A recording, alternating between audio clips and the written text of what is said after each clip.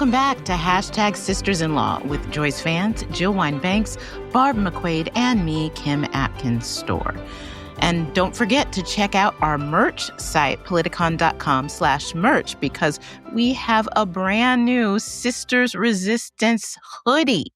And it's now available to order. That's politicon.com/merch, and check out our new stuff. Now, on with the show, where we'll discuss a lot of big topics. One, the indictment of former FBI Director James Comey. Also, President Trump's executive order targeting Antifa. And what has Tom Homan gotten himself into? And will there be any consequences for it? But before we get to that, just by way of the fact that all four of us are sitting here, my sisters, and the world did not end as some would predict that it would earlier this week. Maybe some of us might have wished it would, because this week was a lot. This week was a lot.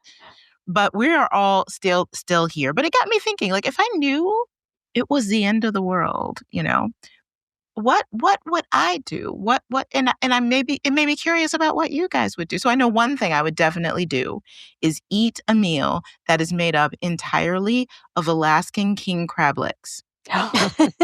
That is my number one favorite food on earth. If I'm ever on death row, I pity the budget of the state, because I would need to have that as my final meal, and it is not cheap. But I mean, that's the first thing that popped into my mind, and probably also listen to Prince's 1999 album, because that's what it's all about. But what would you guys do if you knew the world was going to end? Barb, what would you do? I'd probably be on the couch with my Lola blanket eating ice cream. You laugh, but, kind of. That's actually awesome. Yeah. That's probably true. I don't know. I might try to do something wild, like, run naked through Comerica Park or something, but that's probably not me. I'd encourage others to do that. What about you, Joyce? So, what I always want to do, and I have to remind myself we have a small house with limited resources, I would just take all of the stray dogs and cats. Like, if I knew the rapture was coming for however long, I would just bring them all home, give them a spot on the couch, cook them a steak, and just hang out with all the dogs and the cats until I was rejected from the rapture, because I think I'm like the wrong kind of person for that. But you wouldn't eat the cats and dogs, am I right? No, we would love the cats and dogs, Barb. We don't eat them. So I think I'm more close to Barb. I would cuddle up on the couch with Michael and Brisby. I would just be happy to be with them, and I would tune out and be happy that I wouldn't have to endure another day of bad news about the Trump administration. So I'd be really happy about it, I think.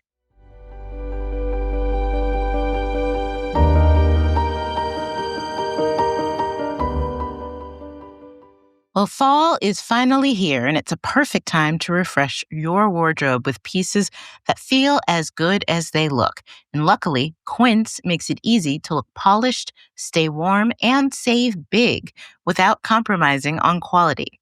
Quince has all the elevated essentials for fall. Just imagine how good you'll look in 100% Mongolian cashmere from $50, in their washable silk tops and skirts, and perfectly tailored denim.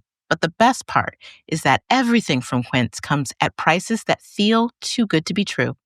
They really do. And I've been looking at their online offerings, and especially at their wool coats. They look designer level, but cost a fraction of the price. And the quality, it's just as good, if not better. That's because Quince partners directly with ethical, top-tier factories and cuts out the middleman. As a result, they consistently deliver luxury quality pieces at half the price of similar brands. It's the kind of wardrobe upgrade that feels smart, stylish, and effortless, especially as Chicago gets colder and colder. We love how Quince only works with factories that use safe, ethical, and responsible manufacturing practices to create the premium fabrics and finishes that make up their amazing offerings. One of my favorite things, and something that everybody really needs, is Quince's washable stretch silk blouse. The material feels amazing and the style is perfect for giving a speech, being on screen, seeing friends, or just heading off on an adventure to exciting new places. There's nothing better for looking your best. And if you're prioritizing fitness as we head into the holiday season, I have to tell you, the best workout motivation I've had lately comes from Quince's new activewear.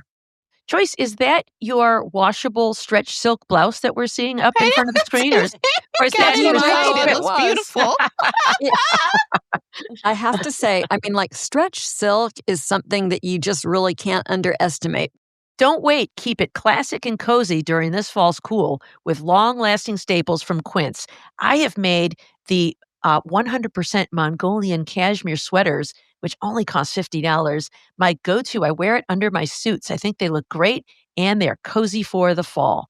So you can go to quince.com/sisters for free shipping on your order and 365-day returns. That's QUINCE.com/sisters to get free shipping and 365-day returns. Again, quince.com/sisters. The link is in our show notes.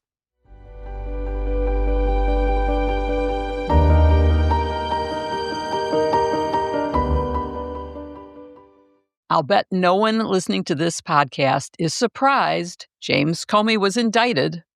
Donald Trump trumpeted his intentions to indict James Comey and Letitia James and Senator Schiff and Lisa Cook and anybody else he perceives to be his enemy long before he publicly instructed Pam Bondi, the person now supposedly serving as the Attorney General of the United States, not of the President of the United States, and who, by the way, swore to be an independent decision maker in order to get confirmed, but is instead acting as if the job were doing whatever Trump asks. As Lawrence O'Donnell said last night, the indictment of James Comey gives new meaning to the trumped-up charges term. It endangers the rule of law. So let's explore some of the serious legal and ethical issues raised by this indictment. Let's go to the basics first. This is the thinnest indictment I've seen in years. It's barely 2 pages, and without the caption and the signature, it wouldn't be 2 pages. And it's signed only by the minutes-old U.S. Attorney Lindsay Halligan, who replaced the original Trump appointee, Eric Siebert, who was either fired or resigned because he wouldn't bring these charges against Comey.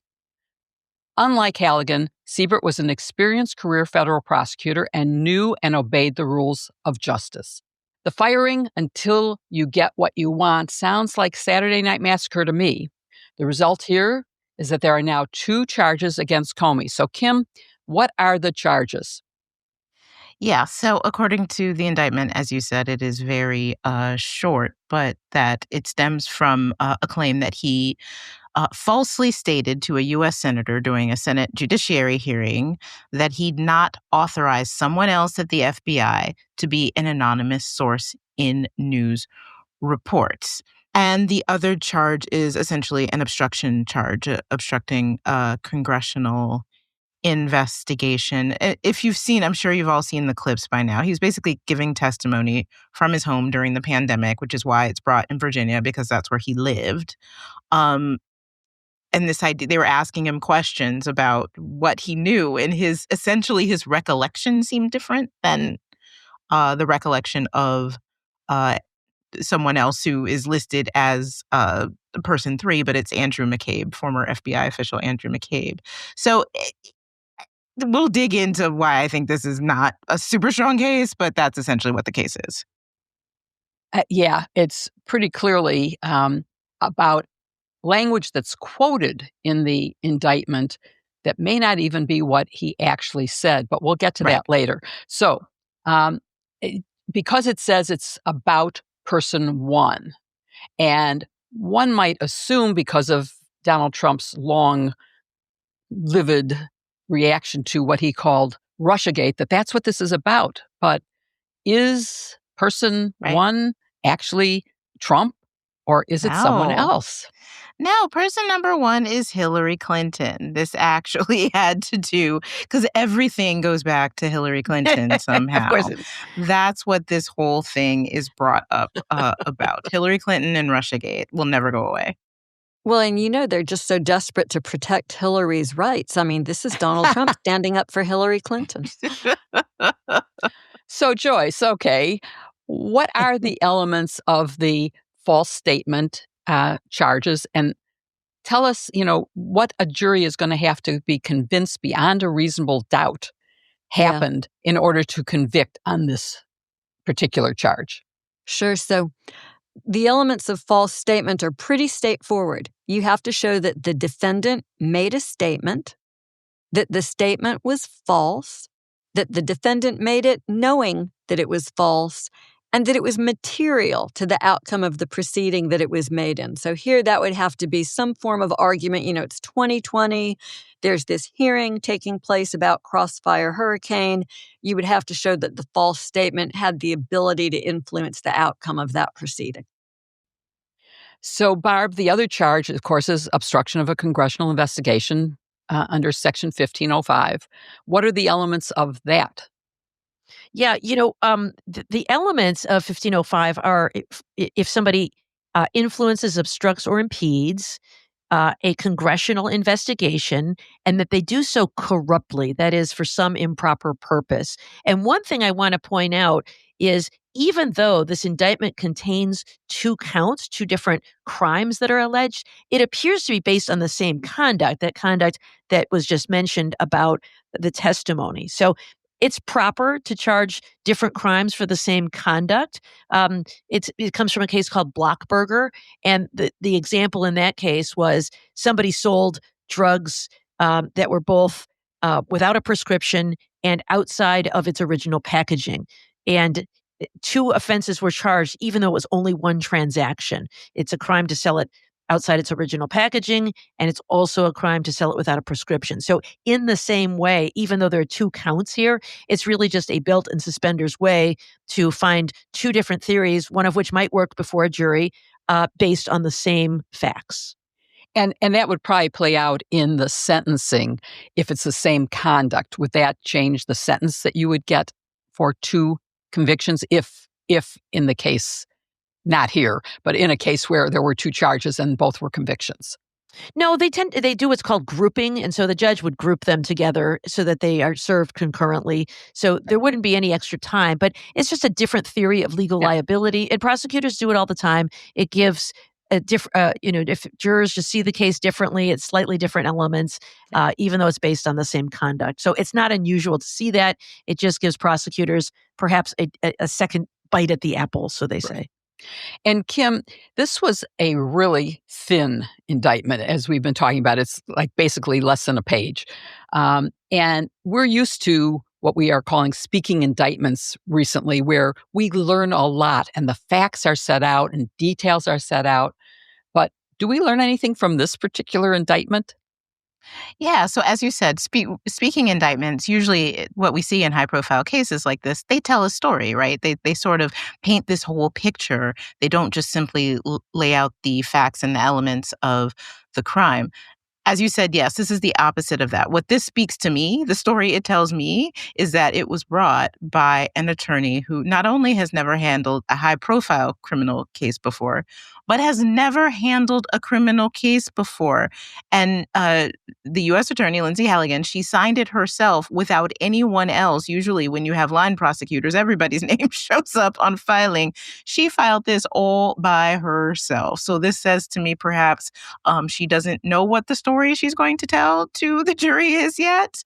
And, maybe she's doing the best that she can. But I think the thinness evidence is more than just the case that's being brought. Absolutely. And of course, for a grand jury, they only need probable cause. And word is that there were two grand jurors who voted against these charges, and a third charge was rejected completely by the grand jury. So what do you think the third count was, Joyce? And is it alarming that no true bills are becoming common right now in this administration? Something that I've never seen before, where a grand jury does not believe what you're telling them. We've seen a lot of that recently. Yeah, so something I would caution against is crediting too much information about what happens in a grand jury. Sometimes we actually know because the court might take the unusual step of posting to Pacer, the court's online docketing system, information that sort of peels back the curtain and lets us know a little bit about these votes and such. But for instance, a federal grand jury is anything from 13 to 23 grand jurors, and it only takes 12 votes to get an indictment. This isn't like trial where you need a unanimous grand jury. The disturbing trend of grand juries in this administration not returning true bills in cases. I mean, Los Angeles, Washington, D.C., now this count, it's a single count in a 3-count indictment. Sure, if this was a normal, responsible Justice Department, the Attorney General would by now have asked the Deputy Attorney General to find out what's going on, to talk with U.S. attorneys and main justice litigating components, and to explore what the reason for this is and to fix it. But this is not a responsible Justice Department, and they know precisely what the reason for the no bills is. I don't think that we'll see them making any effort to correct course. They're just responding to the whims of the president instead of following the facts and the law. Isn't the reason for the lack of true bills the deep state, Joyce? Isn't Oh, that the Kim, reason? Lord have mercy. How could I forget? Yes. It's deep state grand jurors who will refuse to vote. That is not what's going on here, folks. Grand juries take their job so seriously. Grand juries are sworn in. They're instructed on their obligations. And if anything gives you faith and confidence, in American justice and the American system of government, it's watching these groups of people who don't know each other, the overwhelming majority of whom aren't lawyers, coming together and doing their job just magnificently for the time that they're together. So, no, it's not the deep state. So, as Kim pointed out, this may have been drafted by someone who has no federal prosecution experience, no prosecution even at the state level, and who was in office for less than a week when this happened. And I'm just wondering what you think, and of course we don't know because we don't have the transcripts, but what evidence did the grand jury hear that you can glean from reading the indictment? And more importantly, what do we know they didn't hear? Because if they had, they could not have voted any of these charges, absolutely beyond doubt. So, Barb, you want to take a charge at that? Yeah. So, of course, we don't know because, as you said, we don't have the transcripts, and the matters occurring before a grand jury are secret. So we know this indictment got returned. We know that Lindsay Halligan arrived at the U.S. Attorney's Office on Monday, and this indictment was obtained on Thursday. There's also reporting that she herself was the one who presented the case to the grand jury, and only she signed the document. So that says to me she couldn't find anybody in the office who is a trained and experienced grand jury practitioner who was willing to take this case. She's never been before a grand jury, and she went in there and indicted a case. In some ways, I'm kind of impressed. I don't know how she pulled that off. Somebody must have told. Maybe Todd Blanche gave her a crash course in how to do it. But there's also been reporting. Ken Delanian of NBC News reported that they did not hear testimony from McCabe or from Comey, and so what does that mean? It's probably the case that they based their decision on hearsay, which is permissible. Most often when a case is indicted, the only thing the grand jury hears is testimony from an agent who is the case agent who investigated the case.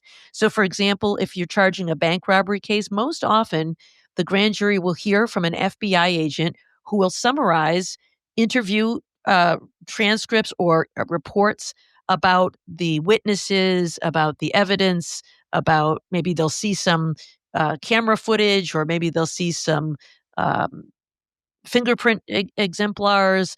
Maybe they'll see photos of the getaway car and the money found inside. But typically it's just that agent who kind of walks through the evidence. And so my guess is that's probably what happened here.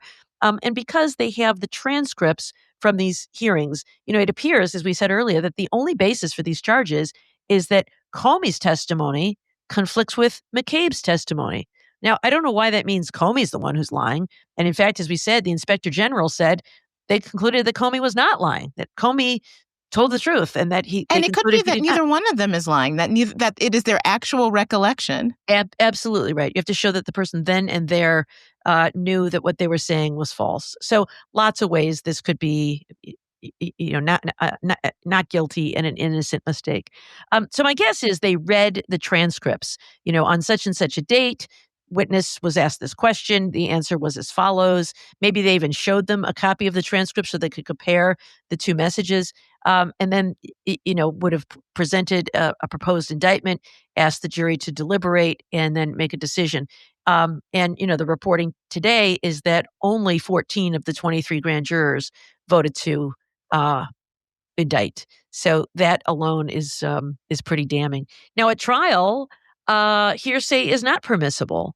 And so if the witness is available, Andy McCabe, you're going to have to call him. I mean, I suppose the best way to prove this is to ask these people, but if they're going to try to prove it only by the transcripts, I think it's going to be impossible for them to prove this case.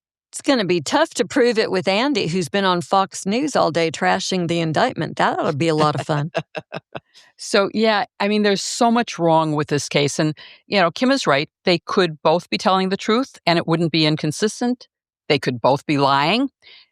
Based on, and Barb, you mentioned the Inspector General's report, but we haven't really delved into that. And I think it's important because, as I said, in my mind, no one could have read that report or had it presented to them in the grand jury and then said, oh, yeah, clearly McCabe is telling the truth and clearly Comey is lying.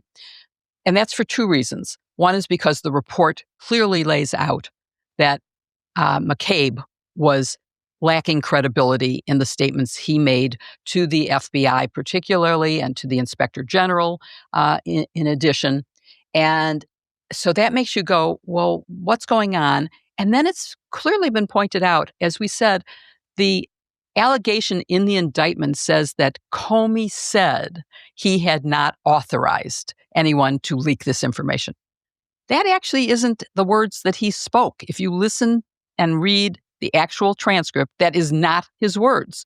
So that raises questions of one, is this indictment effective? And does it matter? If you were the lawyer on this case, if you were the defense lawyer, would you want to dismiss it for that reason? Or would you want to argue to the jury, hey, you can't convict on this. No. He didn't say those words. So there's a lot going on here. And I mean, I just think it's really important to point out what the Inspector General's report said, which is basically there's no case against Comey. But they went ahead with that anyway. And they indicted. And now, Joyce, they have a beyond a reasonable doubt standard. Can they possibly meet that given all the things we've laid out here about only 14 of the grand jurors voting for this indictment, et cetera? Yeah, I mean, I just think that there are so many problems in this case that it's very difficult to win, right? Just starting with the fact that they have to prove that Comey made a knowing false statement. And I still don't know what the evidence of that is. I don't even know what evidence the government is going to put on. We've talked a little bit about the back and forth between McCabe and Comey. And of course, the Inspector General's report on the issue found that McCabe was the less credible. I mean, Comey's got I think, for my money, one of the best trial lawyers in the country on his side, Pat Fitzgerald, who, as you've pointed out, was the U.S. attorney in Chicago. Yay, Chicago. Not just when Barb and I were U.S. attorneys. He was actually a Bush U.S. attorney who was so highly thought of that he was held over for virtually all of the Obama administration. And we worked alongside him. And so the use that somebody like Fitz can make of the Inspector General's report saying that Andy wasn't credible, if Andy, in fact, were to take the witness stand and testify, or even if he doesn't, and Fitz is just arguing the credibility of what he said, I'm not really sure how we see the government, if there is a jury trial, winning. There are an awful lot of preliminary motions before you get to a jury trial that I think could go Jim Comey's way. Yeah, absolutely all true. And there are a lot of other things that could lead to a dismissal of this case. So, Kim, let's talk about prejudicial pretrial publicity. Donald Trump has said he's guilty as hell. That's the president of the United States.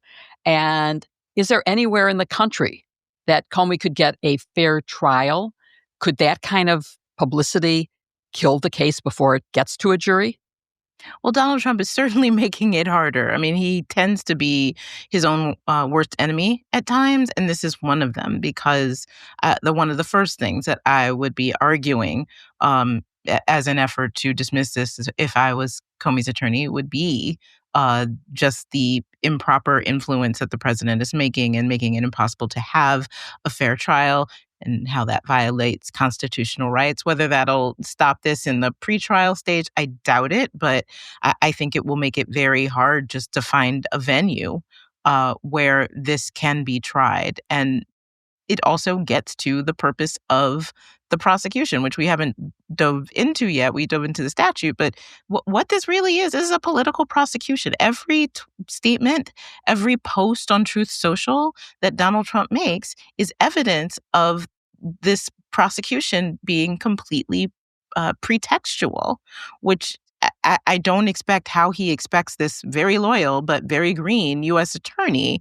to convince a jury of that. But I don't think that's the point. I think the point is to have this headline. Like the indictment being filed was what Trump was looking for. It gives him something to feed the base of supporters, which have been for a decade chanting things like lock her up.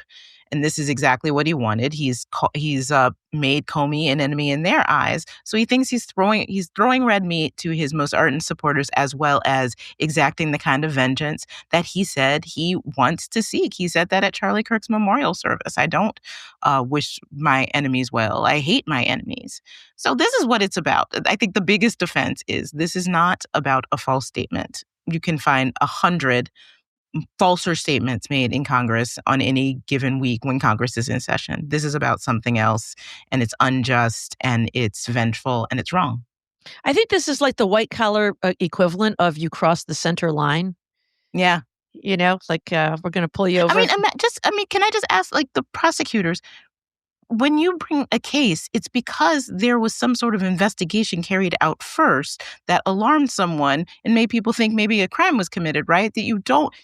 Did Obama ever say to you, hey, just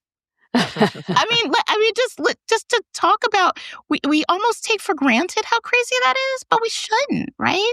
Right. No, this has been going on for years. This has been going on for years with Trump saying, I'm going to get. And he names the people. And now he's getting his wish. And he fired people to get to this point. And I mean, could you imagine, could either of the three of you as former prosecutors imagine having to bring an indictment because all the people before you quit because they wouldn't, and then getting a case file that is full of nothing, and then saying, okay, well, let's just do this anyway. I mean, could you imagine? No. And let me answer that question very directly, Kim. First, it is important to remind our listeners that it is a policy of the Department of Justice and the White House up until now that there be no communication between the two about cases for this very reason. Yeah. The Justice Department acts independently, and there is no conversation in between the two of them. That is a post-Watergate norm that we respected very carefully. The other thing is, in Trump's first term, he said all this crazy stuff. And God forbid I long for the days of Jeff Sessions and William Barr, but they just blew it off, right? Like they said, no, that's ridiculous. Of course we're not going to prosecute those people. This time around, those serious people are gone. And what we have are loyalists and sycophants like Lindsay Halligan, who says, I'll do it. I'll step up and do it. She was working in the White House until Monday. And you know what her job was? She was the one who was charged with going around the Smithsonian and removing content that Donald Trump didn't like. So she is, a political hack, not an experienced prosecutor, willing to go in and do his dirty work. So, and no, President Obama never asked us to charge or not charge a case. And in fact, Joyce has a great story about that because we were standing right next to him when he uttered what words, Joyce? So we weren't standing next to him when we said that, right? I mean, like we're right, all... But he said it moments before he stood next to us. He did. And here's sort of an irony, right? We all talk about how presidents don't talk to U.S. attorneys. Literally, Obama's, I think, only communication with Pat Fitzgerald, the U.S. attorney in his hometown, who now represents Jim Comey. He walked in and did like a shout out for the hometown guy, and that was all that even Fitz got out of the president. No personal chit chat going on here. But Obama said, and it's my saved tweet, he just said, I appointed you, but you don't serve me. You serve the American people, and I expect you to be independent when you do your jobs. And that is something, that we all, it was just a moment, something that never leaves you. The President of the United States telling you your job is to serve. That's just the essence of the job. It used to be with pride that we would say, on behalf of the United States, when we started anything in court. Yeah. And that is not how it is anymore. Right. It's really a shame, because without that, we cannot have the rule of law. But, Joyce, all of this does raise the question of, we've said it's a political prosecution. Is it dismissible as a vindictive prosecution? So, look, I would expect that we would see a motion for selective prosecution. That's a motion that says you're singling me out for prosecution for something nobody else would get prosecuted for, or for vindictive prosecution. You're prosecuting me in retaliation for me exercising one of my rights, maybe my First Amendment right to criticize the president. And those motions, if they're successful, the case gets dismissed. It would be a huge black eye for prosecutors. Historically, these motions are just never winners, because in large part, the government doesn't misbehave in these kinds of ways. But, here we've got evidence from the president's own mouth, or I guess maybe in some case from his fingers.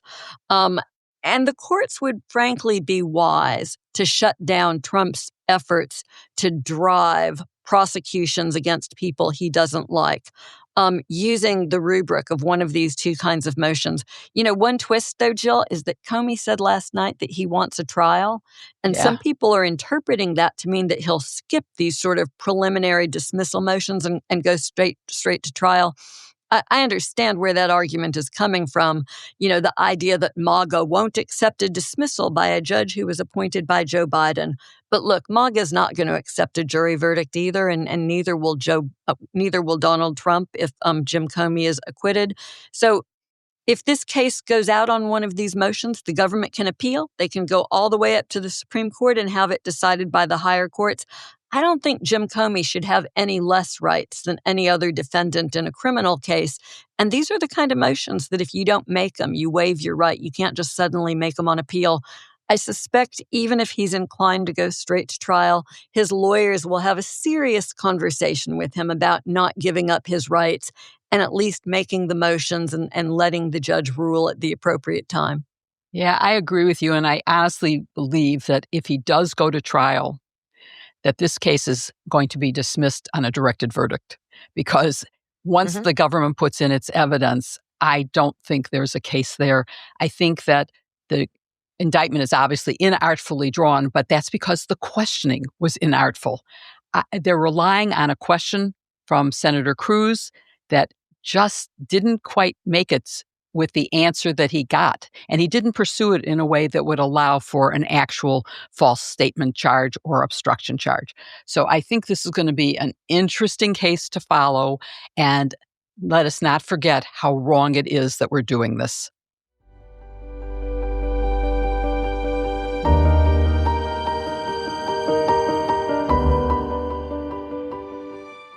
Running a small business, I hear, can get crazy.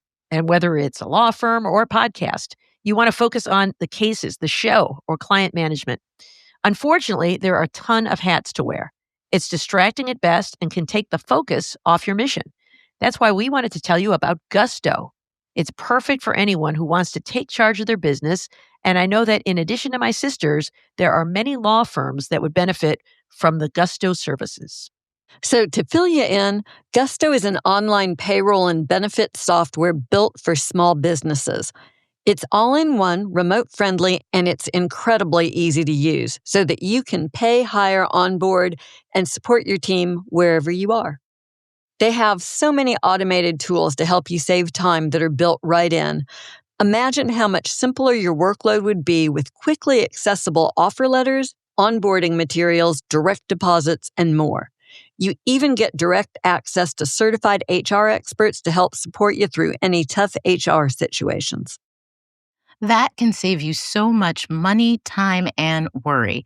And best of all, it's quick and simple to switch to Gusto. Just transfer your existing data to get up and running fast. Plus, you don't pay a cent until you run your first payroll. Don't just take our word for it. Gusto is the #1 payroll software according to G2 for fall of 2025, and it is trusted by over 400,000 small businesses. Those are great statistics, and we think that you should join them and start optimizing your business. Try Gusto today at gusto.com/sisters and get 3 months free when you run your first payroll. That's 3 months of free payroll at gusto.com/sisters. One more time, gusto.com/sisters. The link is also in our show notes.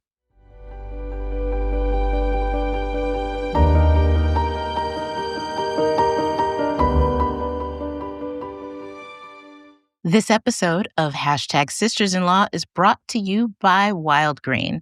Wild Grain is the first bake from frozen subscription box for artisanal breads, seasonal pastries, and fresh pastas. Plus, all items conveniently bake in 25 minutes or less. And unlike store-bought, Wild Grain uses a slow fermentation process that's easier on your belly, richer in nutrients and antioxidants, and made with simple ingredients you can actually pronounce, which I love to see that on a label. Wild Grains boxes are fully customizable, and they're constantly adding seasonal and limited time products for you to enjoy.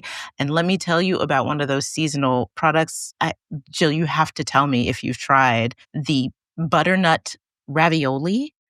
I made that for, oh my gosh, I made that and it was so easy. I just made a simple little brown butter sauce and some sage and dropped those raviolis in, and it tasted like something that I ate when I was in Italy.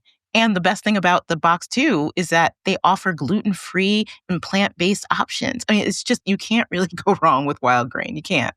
I'm with you, Kim. I absolutely love Wild Grain. I look forward to the delivery, and I just can't wait to get stuff in the oven. Well, first in the freezer and then in the oven. It's amazing how fast Wild Grain goes from the box to your table. My husband and I have enjoyed all of that, and I have tried that ravioli. I just drizzled it with some butter, and it was fantastic. It took no effort, was absolutely delicious. All of their pastas are really, really special. Have you ever heard of the Tonarelli and tried that? I never even heard of Tonarelli, but it is a great spaghetti, sort of textured so it absorbs the sauce. And they also sell frozen sauce, by the way. I've enjoyed the breads, the pastas, the pastries. And the other thing is when you serve it to guests, they're so impressed. And then they're surprised when I say I didn't bake it from fresh. I just Don't did tell it from them. frozen. Well, I like to tell them because you know what? They often end up subscribing, and it's Good point. wonderful. And I just voted for them. They sent me a note because as subscribers, I got this note saying, we're up for being voted the best delivery box. And so I followed the link and I just voted for them because it's really true. They are the best. So if your guests want, they can subscribe if you tell them the truth. It's perfect for delicious meals, snacks, and it's always quick and delicious. Well, I've never heard of that new pasta that you just described, Jill, but I'll be impressed when they come up with a Jill Wine-Banksarelli. Let me know when that one's available. Thai Tonarelli, really good. Well, you know what I love besides the pasta is some of the bakery goods. I love watching the color and flavor come alive if you tried those pumpkin cinnamon biscuits, when those Oh. things are heating up, the aroma that comes from the oven is incredible. Don't get me started either on how good the cheesecake is. Let's just say you'll never have to call everyone when the food is ready. They'll come running. This fall, treat yourself and your loved ones to warm sourdough breads and seasonal baked goods from Wild Grain. Rumor has it they have apple cider donuts and pumpkin cinnamon biscuits, so get them before these seasonal items sell out. For a limited time, Wild Grain is offering our listeners $30 off the first box. Plus, you know it, free croissants in every box. When you go to wildgrain.com/sisters to start your subscription, the free croissants pop into your shopping cart. You heard me. Free croissants in every box and $30 off your first box when you go to wildgrain.com/sisters. That's wildgrain.com/sisters, or you can use promo code SISTERS at checkout. Don't miss their seasonal products and look for the link in our show notes. I tried the donuts and they are not fatty. They're fantastic. Oh my God. Are the truth. Oh my goodness. Oh, Those y'all, donuts you're making were my mouth ridiculous. water. Really Oh. good. And I don't even like donuts. I love these.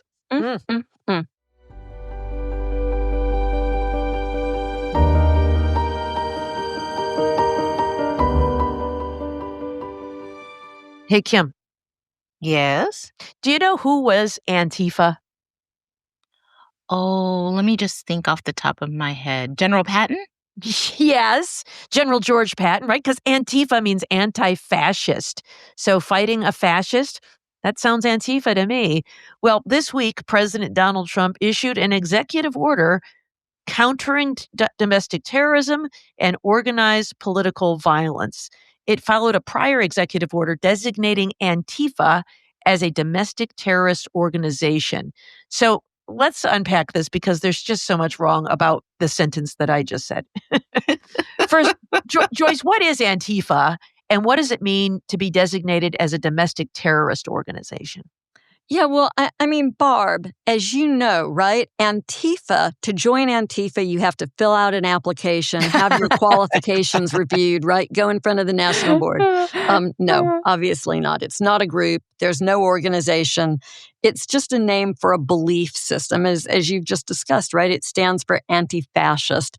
There is just no group to go after here. And even if there was, our terrorism laws apply to foreign terrorist organizations. There's no designation for domestic terror groups. And that's for really good reasons that are now being illustrated. There was concern when that was under discussion that if you could designate a domestic group as a terrorist organization, it had the potential to be abused and become a marker for politics. And that's why we don't do that here. Yeah, you could no more designate Antifa as a terrorist organization than you could any other concept like feminism.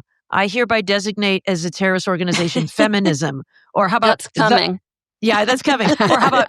Or how about in my administration, the patriarchy? I will designate the patriarchy as a terrorist organization. I mean, it's a viewpoint, it's a philosophy, and as you also say, it's not a foreign terrorist organization. There may be people who are domestic violent extremists. Maybe they're even engaging in the federal definition of domestic terrorism, but it's not something that can be done. And yet, we have this happen. And Joyce, you mentioned that there were concerns when these laws were being enacted about designating foreign terrorist groups, but not domestic groups.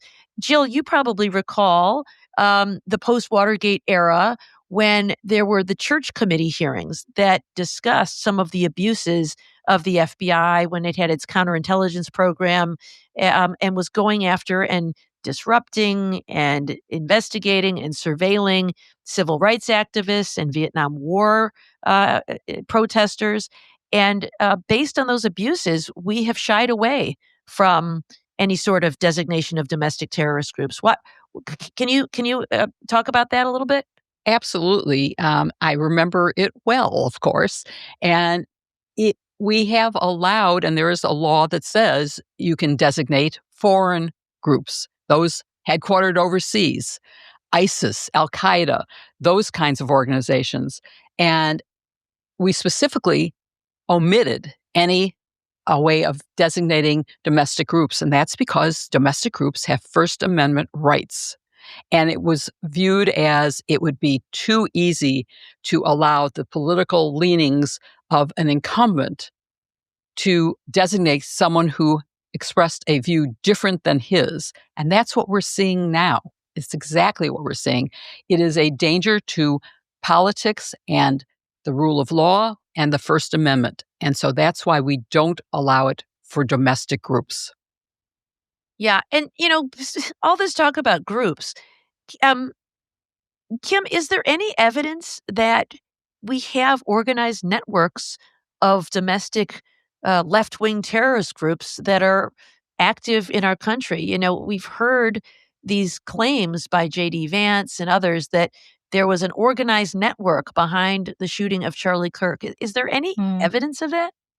Everything that we have heard from investigators at the state and federal level since the suspect in the shooting was identified has pointed to the fact that he was a lone actor, that he acted alone. He was on the internet. He did frequent some gaming sites and gaming parts of the interwebs that I'm not familiar with, but there is no evidence that has been put forth. In fact, what investigators have said, have told the press, is that he appears to have been acting alone. So no, there is no broader network. And listen, that's not to say that there is never domestic terroristic activity happening from left-leaning people in America. Of course, there is, but as you said, that there's not a statute that allows that to be designated in a way that you can point in federal investigators and federal prosecutors to them and say, let's look into it.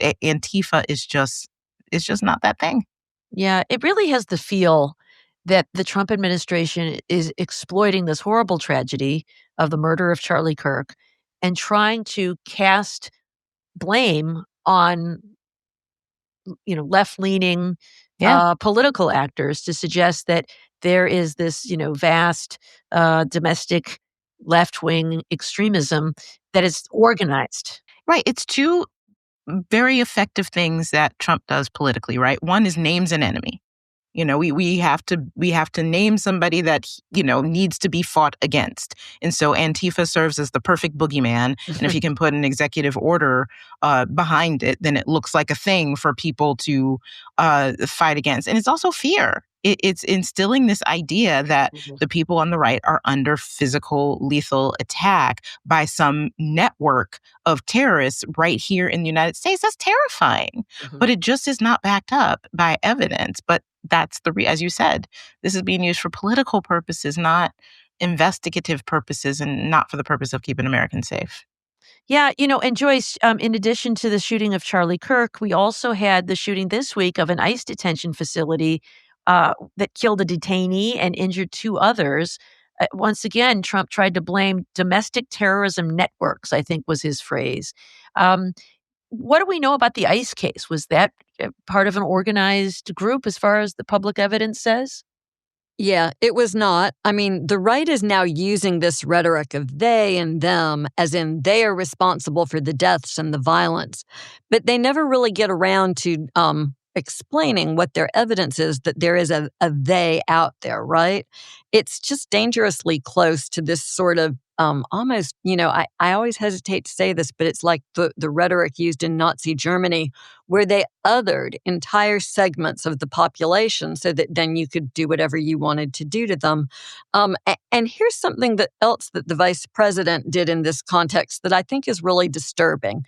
He said that evidence that is not yet public indicates that the shooter was politically motivated to go after law enforcement and people enforcing the border. The argument is, I know more than you do, and so you should believe me. And my response is pretty much, thanks, but I'm good. I'll wait until we hear the evidence about motive before I reach any conclusions, because the shooter was a registered independent. His brother said he didn't have strong feelings about ICE as far as he knew. About the only other thing we know about him is that he had a 5 or so year old marijuana felony trafficking conviction for a relatively small amount of marijuana. None of this here adds up and screams massive player in left-wing conspiracy. So I think it's just sort of dangerous to try to take these really tragic incidents and warp them into a convenient political narrative. I find it to be disturbing that the vice president is willing to do that. Not to mention the fact that by saying, "Oh, I know evidence that you don't," I mean, no regard to the prosecutors in this case, right? Well, If he there's no actually did. prosecution, right? Like normally I would say BS, the vice president knows evidence in a case prosecutors aren't sharing. I guess because the defendant is dead here, it's possible that there's some sort of briefing to the political folks. But normally I think that that would absolutely be dead on the money. Of course, the one of the bullet casings that was shown did say anti-ICE on it.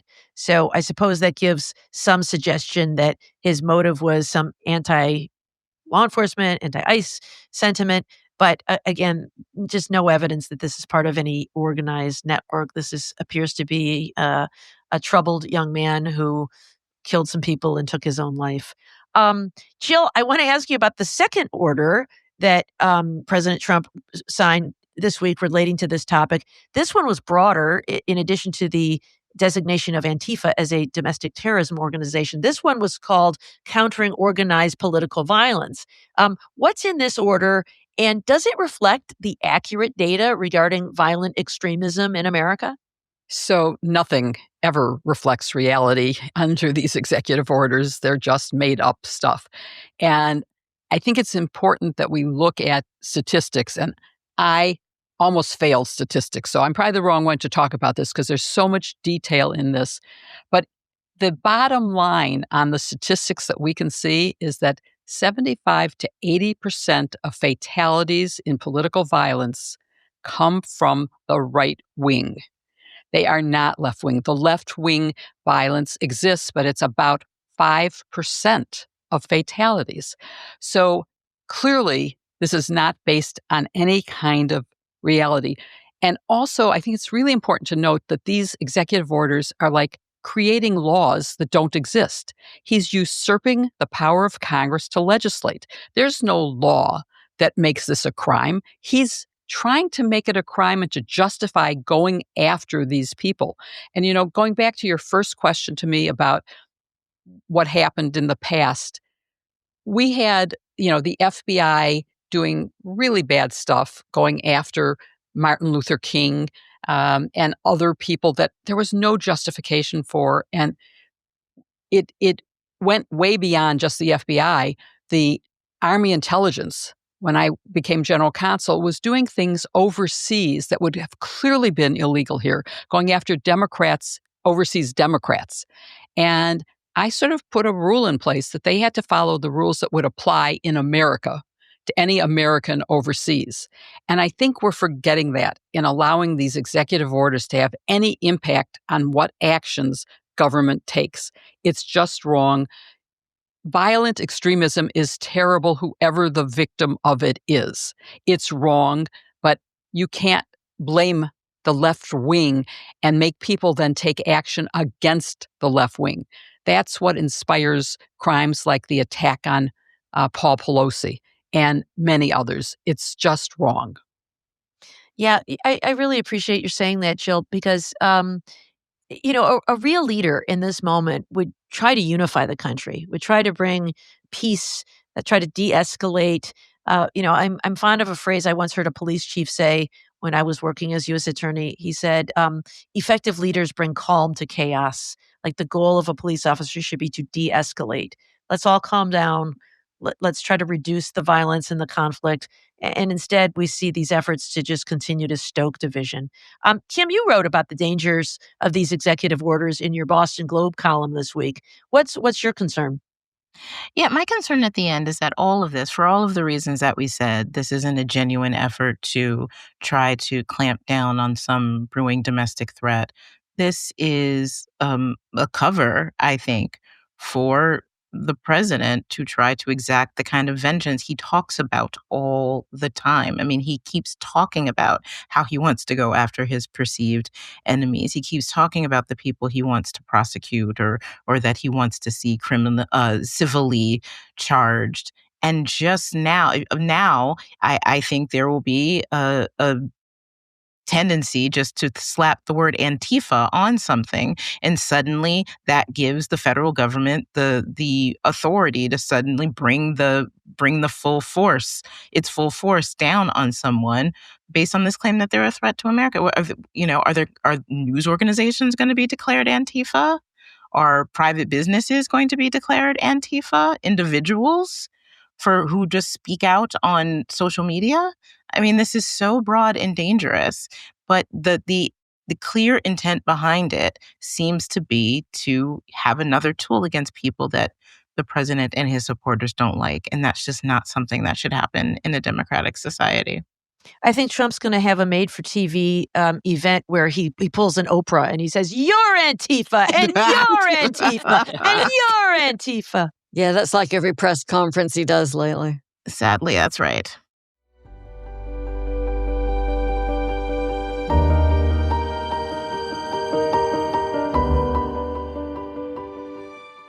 Y'all, laundry sauce has revolutionized my life. I used to hate doing laundry, but now I have this big glass jar that's filled with the beautiful little laundry sauce packets, such pretty colors, and doing laundry is no longer a chore. In fact, you can make laundry day your favorite day of the week with laundry sauce. We all dreamed of a European escape this summer, but whether you went or watched others do it on TikTok, we found the perfect way to bring that vibe to your home in laundry pod form. Like us, you'll quickly find out that laundry sauce isn't about laundry. It sets a mood with its energy, its powerful clean, the wonderful worldwide inspired fragrances, and how pretty it looks sitting on top of your, washing machine or on your shelf, wherever you put it. It's just a mood brightener. Joyce, I have a friend who's in Italy right now, and I'm jealous, but I used Italian bergamot. And that's how I escaped to the sunny Amalfi Coast. I also had a friend who was in Sicily, so I sort of sometimes use the Italian bergamot to go to Sicily. Surrounded by sparkling bergamot, sweet mandarins, spicy ginger, and a finish of sun-warmed wood. That's what happens when you use the Italian bergamot laundry sauce. Close your eyes, and it's like sitting on a yacht in your laundry room. It's like biting into a ripe fruit under desert skies with floral blooms, soft vanilla, and creamy sandalwood that takes you away. I am dreaming of hiking in that surroundings right now. Jill, I didn't know you were such a laundry sommelier. Descriptions like those make me hungry. So, but I think I have to go with the crisp, grounded, and quietly confident Australian sandalwood's foresty scent. That's a good one. But whichever feeling you want to express, the signature package delivers the full experience. Detergent pods, scent boosters, dryer sheets, and fabric conditioner. All designed to infuse your laundry with high-end fragrance, fight stains, and elevate your laundry to the highest level. Just imagine where you can escape to. With a subscription, it shows up right at your door. No last-minute store runs, no heavy bottles to lug, just everything you need exactly when you need it. And for a limited time only, our listeners get 20% off your entire order when you use code SISTERS at laundrysauce.com. That's 20% off at laundrysauce.com with promo code SISTERS. After you check out, they'll ask you where you heard about them. So don't forget to drop our names. Trust us, your laundry's never smelled this good. The link, as always, is in our show notes.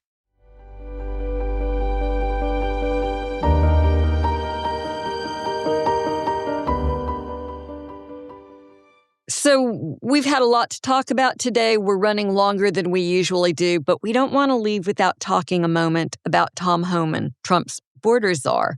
There's some interesting allegations about him. I might call them a bribe, but then what do I know? I'm just a former federal prosecutor. Kim, can you maybe explain the allegations about what Homan supposedly did? Yeah, so you wouldn't believe this if it was a fiction piece.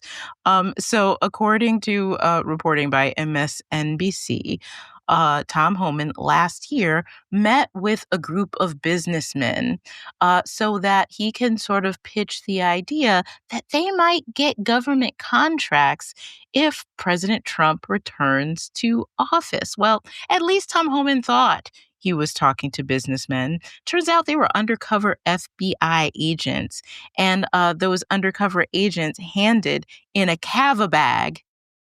Oh no, it wasn't a chicken sandwich. It was $50,000 in cash to him. It really is like a bad gangster movie of some sort. But that would be very illegal Is it if true these allegations are. that the bag was actually like a white bag with a black dollar sign on it? I heard it was a In the kava cartoon. bag, It was which a is cup. almost just as bad. It was a kava bag. Yeah, it was. Yeah. It was. You'd expect soup and bread in it, but instead, I mean, this is it like was Spiro $50,000. Agnew level hubris, right? It's crazy. So, Jill, given what Kim has just explained, what happens next is sort of inexplicable. Tell us what happened to the investigation into Homan once Trump got back into office. So before I answer your question, I have to point out that I actually have familiarity with cash in brown paper bags because during Watergate, Bill Bittman, who was one of the lawyers for the defendants, was getting a phone call from a bank of payphones in the lobby of his office that said, "Come and get your money. It's on the payphone." And he would run down and pick up bags of cash that were distributed as hush money. So this is something I am familiar with. Tom Homan is like National Lampoon's version of Watergate. Like it was. Yes, it is. It's, what happened after, in a way, I would say nada, nothing. But actually, something did happen. The investigation was closed when the Trump administration took over. And to me, the biggest question really is, it should have been obvious that that's what was going to happen. And I have to keep asking, why didn't the FBI and DOJ realize that that's what was going to happen? Why did they not arrest him the minute he took that bag of cash and accepted the money instead of waiting? Now, I know they were waiting for a more serious crime, which would have been if he did the quid pro quo and you could establish an actual bribery. But why wait for something that could only happen after Donald Trump is elected and would shut down that investigation? So to me, I would take the lesser bird in the hand instead of waiting for two in the bush. If I were the prosecutor on that case, I wouldn't have waited. So, Barb, let's just talk about what kind of charges the government might have been exploring in this now dismissed case. I mean, were they serious ones or was it just not worth following up on? Oh, no, I think it's very serious. I mean, when you've got somebody who is a potential public official who's accepting cash in exchange for performing official acts, that isn't just, punishing his greed. It is protecting the country from somebody who's making decisions that affect all of us based on who's lining his pockets. So it's serious. I think the trouble with it, though, and the reason they needed to wait was the timing. He was not yet a public official. So there is the federal bribery statute that makes it a crime for a public official to receive, accept, demand anything of value, so $50,000, in exchange for the performance of an official act. Does it also say somebody who's been selected to be a public Yes. official? And could that have applied here? I don't know. I don't think he'd yet been a... It's a close call, right? It's hard to I don't know. for sure. Was he a nominee by then? This was last summer, so I don't think so. I mean, it could have been, that they debated it just sort of like we are right now and decided, it'll be safer to wait until he's in office without really thinking about what this administration would look like. Yes, so I think it was probably the right call to say it's premature to charge it now, but this is somebody we need to look at. And then if and when he does become in office, at that point, what often happens in these cases is the FBI performs sting operations. It is not entrapment if the person asks for it. So perhaps the same person who gave him the money before, which I think was an undercover FBI agent, says, "Well, you're back now. What's new with you, Tom Homan?" And see if he initiates it again. I think the other thing they could have explored is whether there was potential conspiracy to commit bribery when he did come into office. Now, you can't conspire with undercover agents because conspiracy requires, under federal law, 2 co-conspirators. So I can see why they held off actually pulling the trigger on this case and wanted to continue to investigate it. But that means that the Justice Department should have continued instead of pulling the plug on it. And so when Trump comes to power, suddenly this investigation is gone. We still have, if these allegations are true, the same person who was willing to take $50,000 in cash to influence our deportation processes in exchange for money. I think that's still a very valid concern about whether we've got a corrupt individual occupying this position of border czar, whatever he is.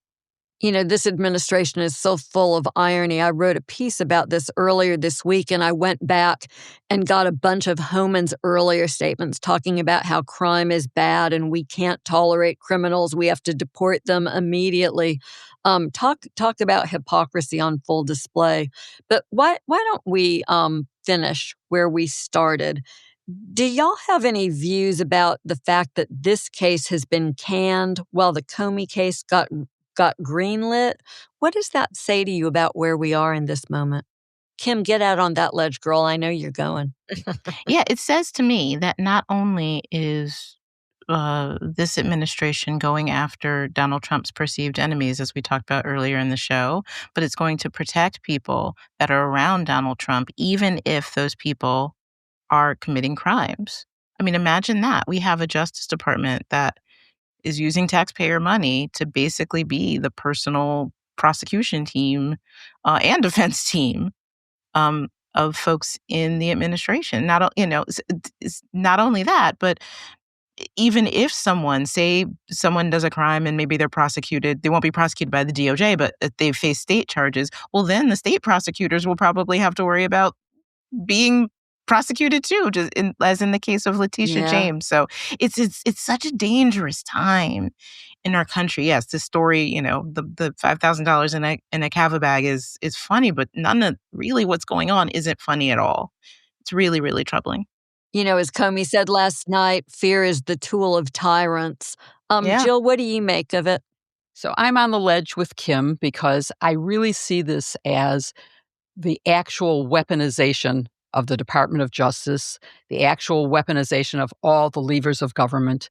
It's sort of when they accused the Biden administration of weaponization, it was pure projection. It was them looking in a mirror and doing it. It's corruption.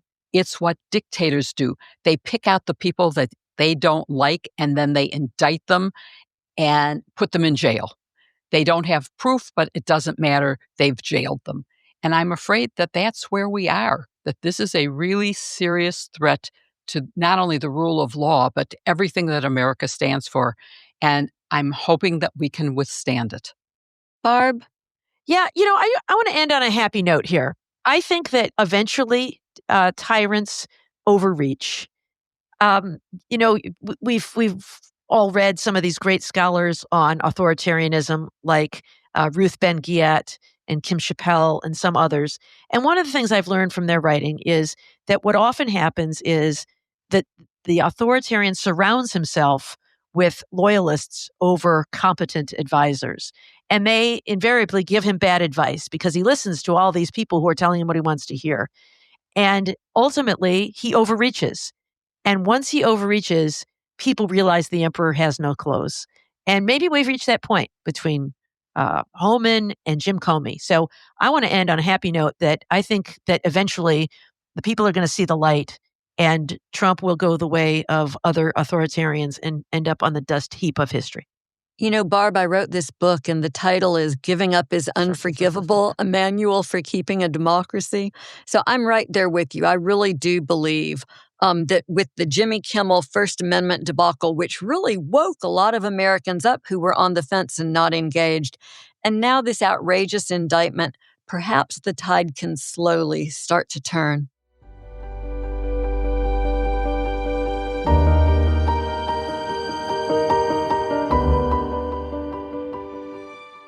You know, my husband always tells me he expects me to be wrapped up under a blanket from about September through about May. So this is blanket season for me. And Lola is the world's #1 blanket, crafted with ultra soft luxury vegan faux fur and a signature 4-way stretch that sets it apart from every other blanket I've owned. It's so comfortable. And your pets will love Lola Blankets too, although technically Snickers is not allowed in blankets, but things happen. They're machine washable, double hemmed for durability, so they stay flawless no matter what you put them through. There's no pilling and no shedding, just pure soft coziness, even after repeated washes. Like you, Kim, I just pulled mine out because the evenings are getting cooler. Even though we're still having nice days in Chicago, the evenings are cooler, and Lola blankets are really cozy. But they don't just feel good, they look great too. They really add to the aesthetics of any home. They are a universal style that goes from modern to my antique-filled home. And you're right, dogs do love them. Brisby is... He just rubs his face up against it. He loves how soft and cozy they are. Absolutely true. He looks adorable wrapped in Lola. And because he's so adorable, I don't care that he does it. Even one Lola instantly elevates the space. And if you're like me, that's the room you'll end up spending the most time in. Every Lola is unbelievably soft, beautifully designed, and makes your home feel cozy and curated. Even on those days when the news is bleak and ice cream and a movie are called for. That's when I want to cuddle in my Lola, pull it over my head and pretend like the news isn't happening, and maybe watch An Affair to Remember with Cary Grant and Deborah Kerr, and use a pint of Homer's cappuccino chip or Grater's banana ice cream. That's my dream come true.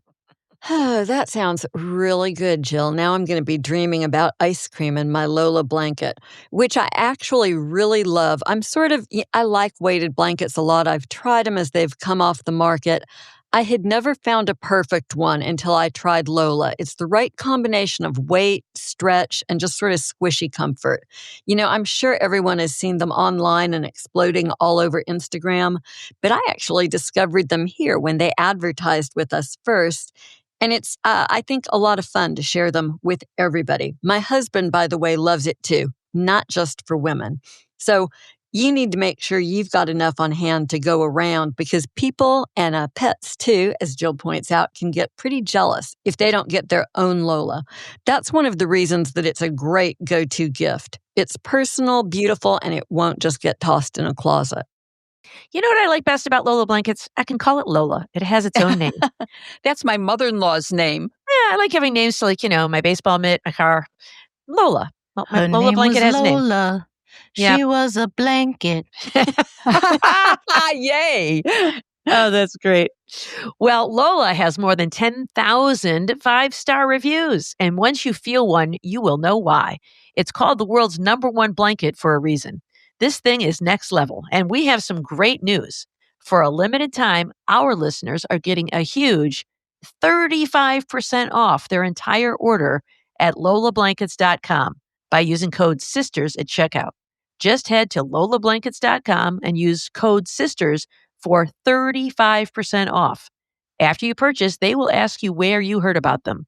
Please support our show and tell them we sent you. Wrap yourself in luxury with Lola Blankets. The link is in our show notes.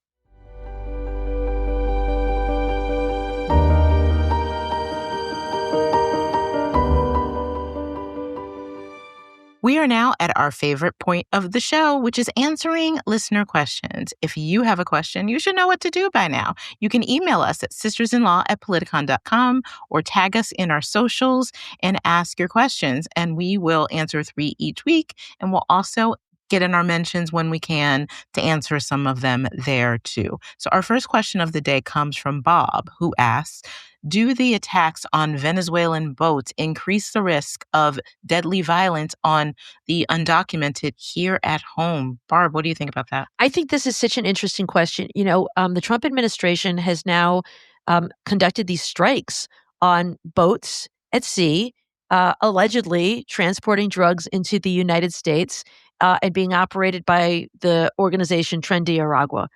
there is no legal authority to do that. We have Coast Guard out there. They have the legal authority to stop them and interdict drugs if they find them at sea, but there's no legal authorization to do it. And so I wonder what this is all about. Is it perhaps not an effort to suggest that Trinidad, when they are coming to our border, are now invading, right? Because Trump wants to use the Alien Enemies Act to exclude them. That is a wartime measure. He's used the term invasion sort of colloquially to suggest that when people from Venezuela cross our border unlawfully, that is an invasion. It's just not. But if we are in some sort of military incursion with them because we've attacked them, does it mean when people come into our country who are members of Trinidad, then they are therefore subject to this Alien Enemies Act? And so I worry about that. But I think also, to Bob's point, I wonder if it doesn't raise the stakes and endanger people who are here, who are Venezuelan, to become victims of domestic terrorism because they are seen as some sort of enemy. Yeah, I share that same concern, Barb. Our next question comes from MLF, who asks, what is a class? How is it defined? I'm going to send this to Joyce because the question also says, thank you for your wonderful tutoring and chicken pics. So I don't think MLF means me. So Joyce, answer that question. It's always my pleasure to share pictures of chickens with y'all. Look, I think this is a great question, right? Because we live in the era of class actions. The Supreme Court has said no more nationwide injunctions. If you guys want relief, go get a class established. And so this is what that's about. In a class action lawsuit, the class refers to a group of individuals who have all suffered similar injuries or grievances from the defendant's actions. And they're represented by one or more named plaintiffs who sort of stands for the group as a whole. They're class representatives. The court has to decide if a class exists and what its scope is, and then it has to certify the class before the lawsuit can proceed. And the final, I think, gloss on class actions, maybe the downside for members of the class, is typically you're bound by the determination in court. There's some sort of specific kinds of class actions where people have the ability to opt out if they don't want to be bound by the court's decision. But usually if you're in the class, that decision is binding and you can't go seek personal relief on your own if the class action doesn't work out. Of course, we're seeing class actions be incredibly nimble, effective devices that are now being used against this administration's misconduct, especially in the era of mass deportations.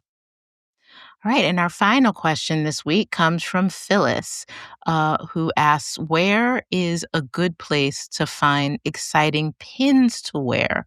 I don't know who would be best to answer that question. Maybe the queen of pins, Jill Wine-Banks. I am so excited to have a question that isn't challenging the rule of law. And the answer is it's anywhere that you can is the answer. I find that the hunt for pins is as much fun as wearing them. But right now you can also find the equivalent of a pin in your office supply box because during World War II, and I think it started in Norway, people who wanted to show that they were part of the resistance wore paper clips to identify themselves to each other. And I started wearing a paper clip and people weren't noticing. So I asked one of my favorite suppliers, a company called Woken Bespoke, who are on Etsy, to design a paper clip pin. And it is in the mail to me now. And I'm going to ask him to post it on Etsy so that anyone else who wants to be part of the resistance, in addition to carrying the resistance little mini totes from sisters-in-law, can wear a paperclip pin to show that they are part of the resistance. I expect everyone on October 18th at the No King's Day protests to be wearing a paperclip pin. But really, Etsy has great pins. Every antique store, every flea market, best pins are at flea markets. Just be creative when you're looking at images to find something that you think represents the times we are in. And go for it. It's really fun. And put it on that new hoodie that we have to offer in our merch store. Yes. Thank you for listening to Hashtag Sisters-in-Law with Joyce Vance, Jill Wine-Banks, Barb McQuaid, and me, Kim Atkins Stohr. Follow Hashtag Sisters-in-Law wherever you listen to your pods. If you haven't given us a 5-star review yet, what are you waiting for? It helps our show grow and reach more people. And also, please give love to our sponsors this week: Quince, Gusto, Wild Green, Laundry Sauce, and Lola Blankets. The links are all in our show notes. Support them because they support us, and it's why we can be here for you. See you next week with another episode. Hashtag Sisters-in-Law. I think it's going to be like John F. Kennedy. We are all Berliners, ich bin ein Berliner. We are all Antifa. Except, I've always loved that because he actually said we're all jelly donuts. But I guess that's a story for another day. What? No, tell me that story. I always thought he said, ich bin ein Berliner. A Berliner is a specific kind of jelly donut that you get in Berlin. Oh, no. So when he said in German, it literally means I'm a jelly donut. Hilarious. That's great.